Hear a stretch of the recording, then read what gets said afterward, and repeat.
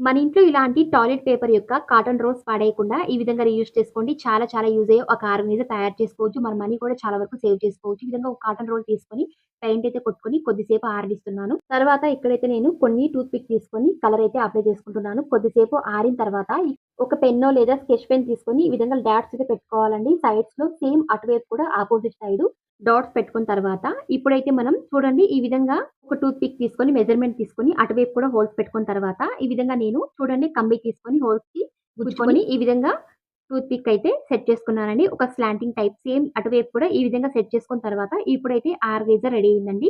మిడిల్‌లో అయితే చూడండి ఖాళీగా లేకుండా ఏదైనా డ్రాయింగ్ కూడా మీరు వేసుకోవచ్చు. అంతే కాకుండా వెనకాల హ్యాంగింగ్ చేసుకోవడానికి ఈ విధంగా హోల్స్ పెట్టుకుంటున్నాను. చూడండి చాలా చక్కనైన ఒక ఆర్గనైజర్ తయారు చేసుకున్నాము. చూడండి నో కాస్ట్ అయిన ఒక కీ స్టాండ్ తయారు చేసుకున్నాము. తప్పకుండా ట్రై చేయండి. మరిన్ని ఇలాంటి వీడియోస్ కోసం ప్లీజ్ ఛానల్‌ని like and subscribe and share. Thank you.